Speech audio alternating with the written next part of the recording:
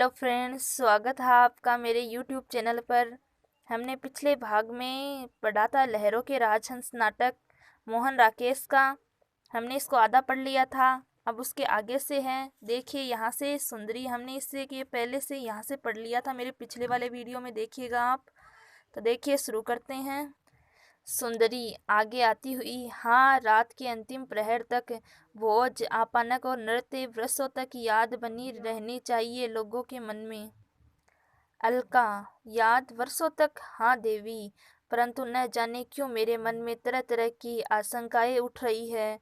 सुंदरी, रात बीतने दे, फिर अपने मन से पूछना। रात भर नगर वधू चंद्रिका के चरणों की गति से इस भवन की हवा कांपती रहेगी और डुलती रहेगी। मदिरा उसकी आंखों से, उसके एक एक अंग की गहराई से तू देखेगी और विश्वास नहीं कर सकेगी। जो नहीं देखेंगे वे तो कल्पना भी नहीं कर पाएंगे। अलका इस बीच एक बार श्यामा की ओर देख लेती है, फिर जैसे प्रयत्न से अपना ध्यान सुंदरी की ओर बात पर केंद्रित करती है। अलका, रात देर तक मुझे नींद नहीं आई। जब नींद आई तो? सुंदरी, ठहर, क्या सोच रही थी मैं? हाँ, शशांक से कह दिया था न कि आज के लिए उसे कुछ विशेष मदिराएं प्रस्तुत करनी है। अलका, आपने अब तक आदेश नहीं दिया। आदेश दे तो मैं अभी जाकर। सुंदरी, अब तक आदेश नहीं दिया मैंने? फिर मैंने सोच कैसे लिया कि सच अपने पर बहुत निर्भर करती हूँ। मन में बात आने से ही सोच लेती हूँ कि वह पूरी हो जाएगी। अभी सुगंधियों की भी तो व्यवस्था नहीं हुई। अच्छा, जा पहले शशांक से कह दे, समय बहुत थोड़ा है। फिर भी पुराने रस और आसव मिलाकर वह कई कई नए सम्मिश्रण प्रस्तुत कर सकता है। और देख, उससे कहना कि भोज और पान की सारी सामग्री आज उद्यान में सजानी है।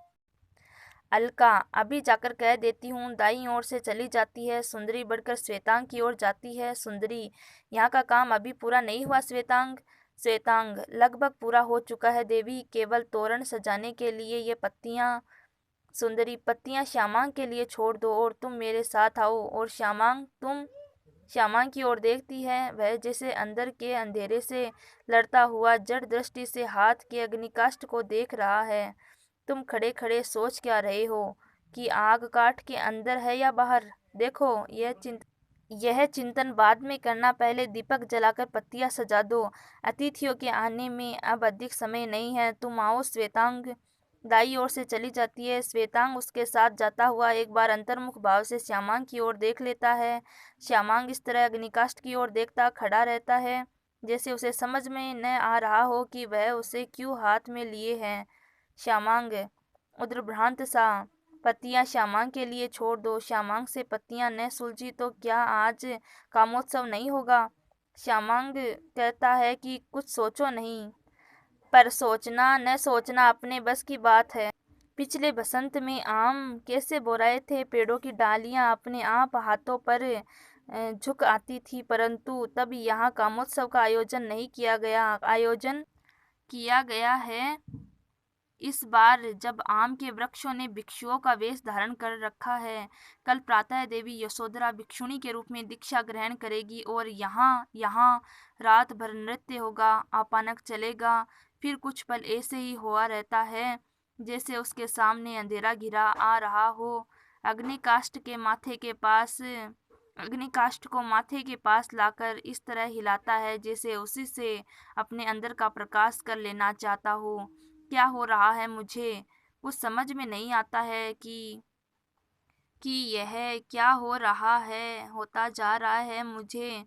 और अब मुझे करना क्या है? अग्निकाष्ठ की ओर देखकर इसे बाहर छोड़ देना है और आकर पत्तियां सुलझानी है, यही न? अनिश्चित भाव से जाकर अग्निकाष्ठ बाहर छोड़ देता है और आकर फिर से पत्तियां सुलझाने लगता है। न जाने इसका सिरा कहाँ है। एक बार हाथ से छूट जाता है तो फिर पकड़ में नहीं आता। झुंझलाकर जगह जगह से डोरियां तोड़ने लगता है। दाईं ओर से सुंदरी और अलका आती है। सुंदरी हल्की हंसी के साथ, तू सपने भी देखता है तो ऐसे ऐसे? सूखा सरोवर, पत्रहीन वृक्ष और धूल भरा आकाश, इसका अर्थ तो यह है कि सहसा श्यामांग पर दृष्टि पड़ जाने से काम इस तरह से होता है। श्यामांग उन्हें तोड़ तोड़ कर देख क्या रहे हो कि डोरियां पत्तियों में उलझी हैं या पत्तियां डोरियों में।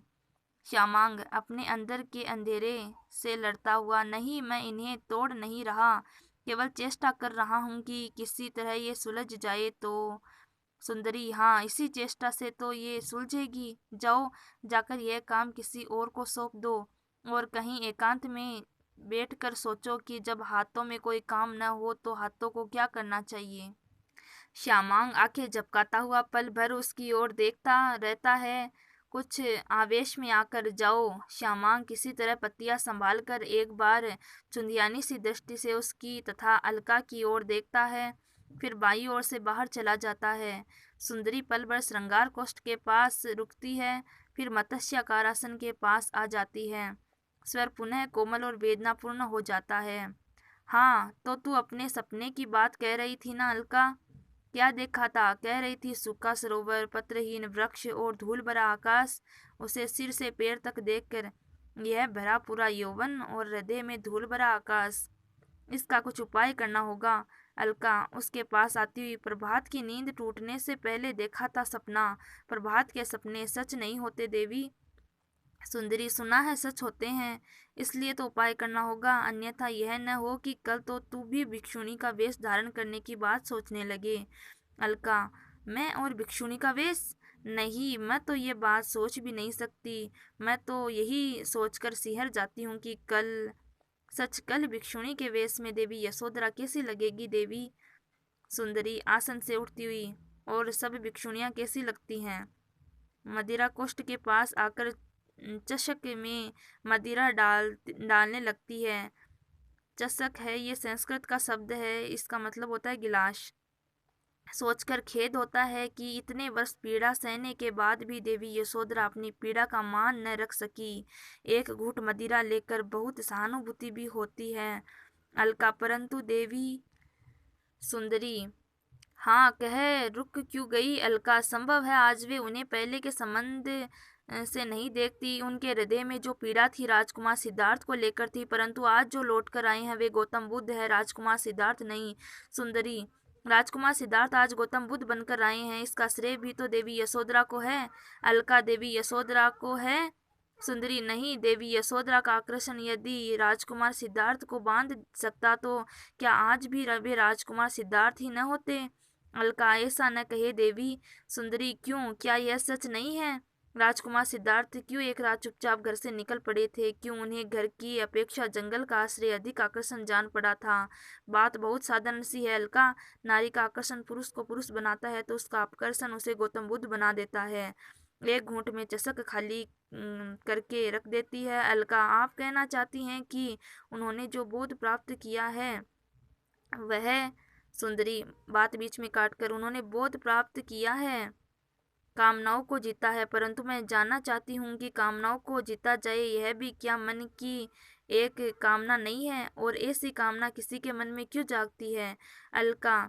तो फिर उन्हें लेकर प्रजा के बच्चे बूढ़ों तक में क्यों इतना उत्साह है? क्यों संध्या होते ही वे उनका उपदेश सुनने नदी तट की ओर उमड़ पड़ते हैं? सुंदरी, इसलिए कि बहुत दिन एक तार जीवन बिताकर लोग अपने जीवन से उब जाते हैं, तब जहाँ भी कुछ नवीनता दिखाई दे उसी ओर वे उमड़ पड़ते हैं। मेरा वीडियो आज के लिए बस इतना ही। अगले तीसरे वीडियो में मैं आगे जो हमारा ये नाटक है वो मैं पढ़ूंगी, आगे आपको बताऊंगी। इस वीडियो में सिर्फ इतना ही। धन्यवाद।